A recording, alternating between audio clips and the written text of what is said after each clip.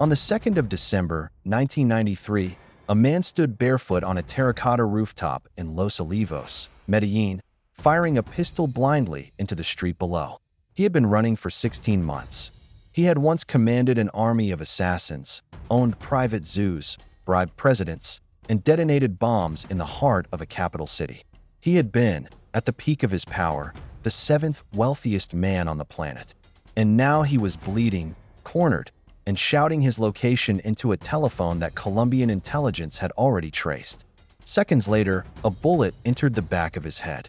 The man who had brought an entire nation to its knees, who had declared war on the Colombian state, the United States government, and every law enforcement agency that dared to pursue him, died in his socks on a sun-scorched roof, less than a mile from the house where he grew up. This is the story of Pablo Emilio Escobar Gaviria, the most prolific drug lord in recorded history. A man who did not simply build a criminal empire.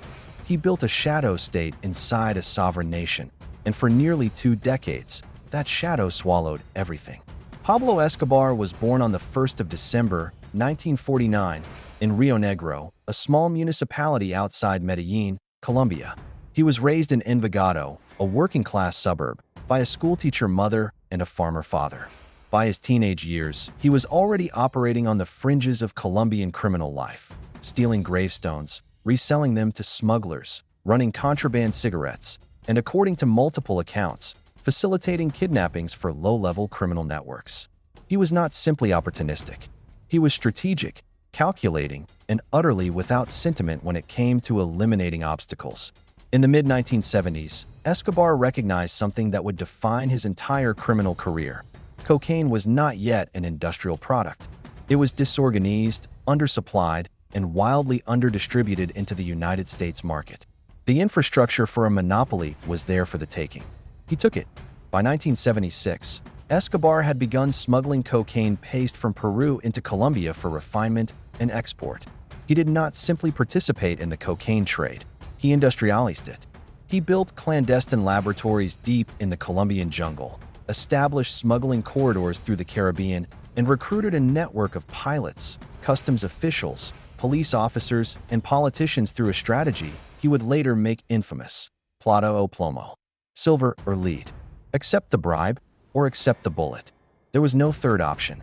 By the early 1980s, the Medellín cartel, co-founded with the Ochoa brothers and later joined by Carlos Letter and Gonzalo Rodriguez Gacha, was generating an estimated $60 million per day. Escobar's personal fortune would eventually be valued at approximately $30 billion.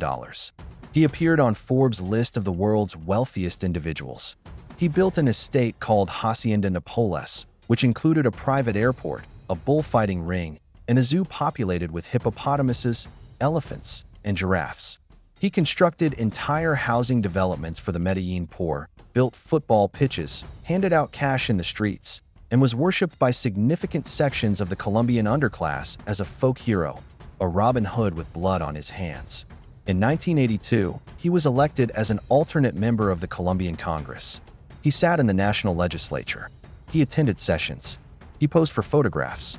And then, when the Justice Minister Rodrigo Lara Bonilla began publicly exposing his criminal origins, Escobar had him assassinated in April 1984. From that moment forward, Pablo Escobar was at war, not with a rival cartel, but with the Republic of Colombia itself. What followed was a campaign of state terrorism virtually without precedent in the Western Hemisphere. Escobar's cartel detonated car bombs in Bogotá, Medellín, and Cali. They assassinated 3 presidential candidates, a state attorney general, over 500 police officers, and hundreds of judges and journalists. In November 1989, they placed a bomb aboard Avianca Flight 203, killing 107 people in an attempt to assassinate a single presidential candidate who was not even on the plane. In December of the same year, they detonated a truck bomb outside the DAS headquarters in Bogotá, a building housing Colombia's National Intelligence Service, killing 52 people and injuring over 1,000. If you're finding this story as compelling as we do, make sure you subscribe to the Selena file, hit the like button, share this video, and turn on the notification bell so you never miss a declassified file. Faced with possible extradition to the United States, the one outcome Escobar feared above all others. He negotiated a remarkable arrangement with the Colombian government in 1991. He would surrender and confess to a single charge of drug trafficking. In exchange, he would not be extradited. He would serve his sentence in a custom-built prison of his own design, located on a hilltop above Envigado, staffed with guards of his own choosing. The facility was called La Catedral. It contained a football pitch, a bar, a jacuzzi, and a waterfall. Escobar ran his cartel operations from inside his own prison walls, held meetings with associates, and ordered executions. When the Colombian government finally attempted to transfer him to a real facility in July 1992, he simply walked out. He was free. And now the full force of the Colombian state, the DEA, the CIA, and a vigilante death squad called Los Peeps, funded by rival cartels, descended on Medellín with a single objective: find him, kill him. For 16 months, Escobar moved between safe houses, communicating by radio and mobile telephone. It was those communications that destroyed him. The Colombian intelligence unit known as Search Block, working alongside American signals intelligence assets, triangulated his transmissions. On the afternoon of the 2nd of December, 1993, they found him. The raid on the Los Olivos property lasted less than 30 minutes. Escobar's bodyguard was killed. Escobar himself was shot multiple times and died on the rooftop.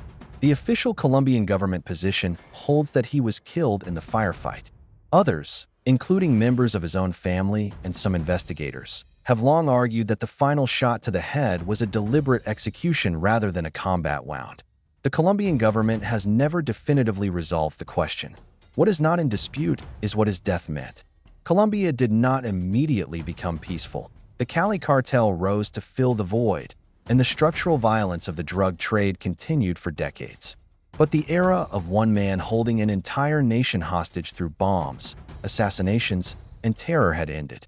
Pablo Escobar was buried in Medellín. His grave became a tourist attraction. His name became a brand.